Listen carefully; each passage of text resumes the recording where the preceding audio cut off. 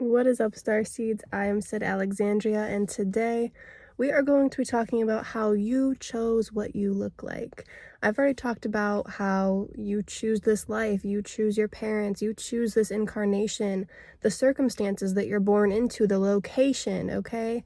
Where you were born, your family, your financial status in your family, the whole 9 yards, the whole situation. I believe you choose what you come into this incarnation as. Your higher self, okay? Not your current egotistical human brain. Your soul's higher self. You chose this for certain reasons, or at least you agreed to it. You chose to come to Earth at this time, in this life, your birthday, all of it. So, you also choose what your body looks like, I believe, because sure, you choose your parents, you choose your genetics, you choose your ancestry, and you also choose what your features look like, I believe. You choose your hair color, you choose your eye color, you choose basically like the body type that you have, you choose your height, you choose birthmarks, like all of it, okay? Everything down to the fine little details, okay?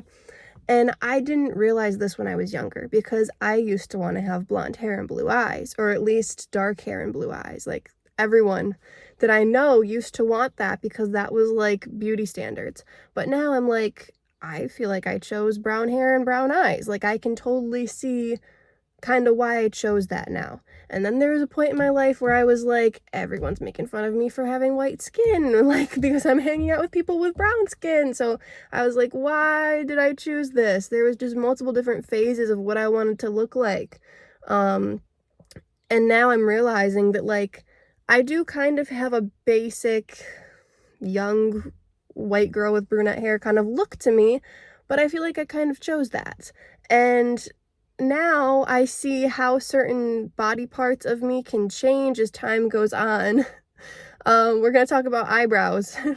Probably going to put that in the title of this video, because I was having a talk with one of my friends 2 days ago now, and I remember, I think it was in my last Q&A, somebody had asked me about eyebrows, and I really, at first I was like, that's a weird freaking question, but I really enjoyed the question she asked now, and looking kind of at the evolution of my eyebrows, I have a lot of like resonance to this topic. So let's talk about eyebrows for a minute in particular, but this goes for like everything. Honestly, even my hair has changed a bit. I used to have really curly and like blonde, like white hair when I was born. I was born bald, but then by the time I was 2, I had a little bit of hair and it was like white, super curly, and then it got darker as I got older. My teeth, I used to have a gap so large in between my 2 front teeth that I could fit a straw through it. I could drink with my mouth, like my teeth closed, and then that closed up naturally.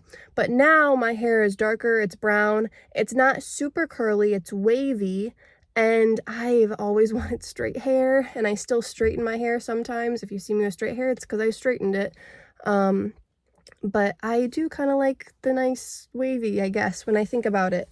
But anyways, let's talk about eyebrows. Because my eyebrows used to be more curved, I think. And then I started to like fill them in with an eyebrow pencil. If you see my first few YouTube videos, oh my goodness, my eyebrows are horrendous, okay? I thought that like I needed to fill in the little bit here and there, and now my eyebrows, honestly, I love them naturally. I don't do anything to them now. I haven't for years. But when I was in 2018, I started to fill them in a little bit. And then by 2019, when I started my YouTube channel, that was at the point where I was filling them in way too much. I was overlining them, trying to make them archier and also kind of like fill them in. And now naturally, because I stopped using an eyebrow pencil, they have filled in naturally. But so yeah, they were curved when I was younger, more pure, more innocent, just kind of softer, sweeter, not as tough, okay? And then I was drawing them on when I was hanging out with all like these friends that I had in Detroit and then Flint, and I was hanging out with people who were tougher, who were harder, who were much more masculine. And so I was drawing them on when I was trying to be more gangster. And then when I stopped drawing them on, for a while they were like thin. I was like healing. I was at this dark point in my life where I was very stressed out. And I stopped drawing my eyebrows on because I stopped wearing makeup and I was pregnant. And I was just trying to heal these traumas that I had experienced, basically. And then, like, once I had my son, I was really becoming much more happy. I was de-stressing, you know, and I was more tough naturally. My eyebrows became arched naturally, and then they filled in and they look good like how they look now, okay? My eyebrows are one of my favorite qualities about like my physical looks now, because they look how I've always wanted them to look, honestly. It took some time. But this kind of comes to the topic of how femininity is preserved and masculinity is built, which is a side topic. Doesn't really have to do with looks, but in a sense it does, okay? Because it's more of this emotional thing, but the emotional connects with the physical. So I guess we're going to talk about it a little bit, which I didn't plan to, but I like where we're going with this. So we're going to roll with it.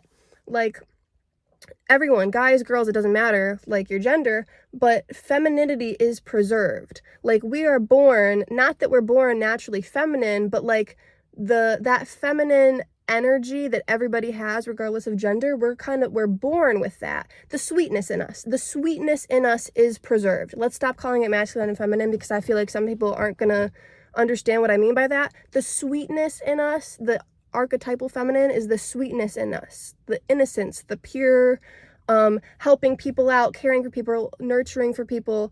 The sweetness is, the softness is preserved, right? Because as you go through difficult things in life, you become less sweet sometimes, okay? You preserve that sweetness if you still have it. That's what that is. It's preserving it.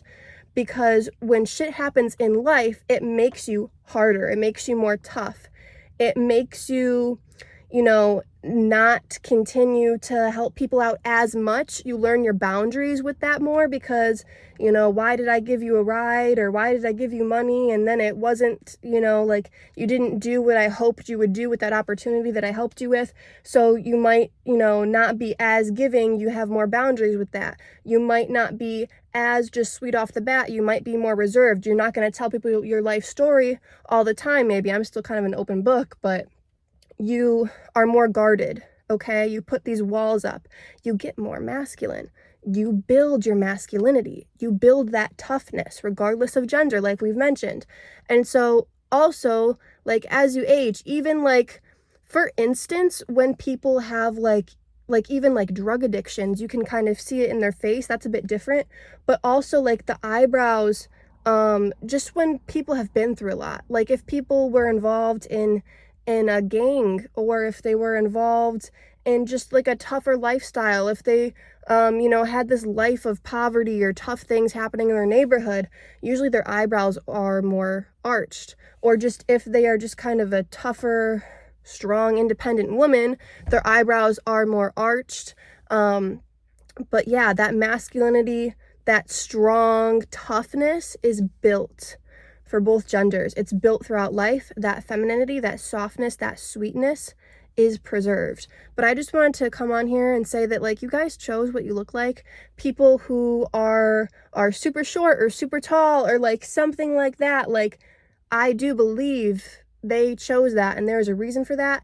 And if you're interested to know why, you can tap into your past lives and see if there's a reoccurring theme or connection, because people with really unique looks, there's a reason for that. And usually it's this past life connection or this big mission in this life, that like that unique look that you have is meant to make you remember something, spark your mind about something.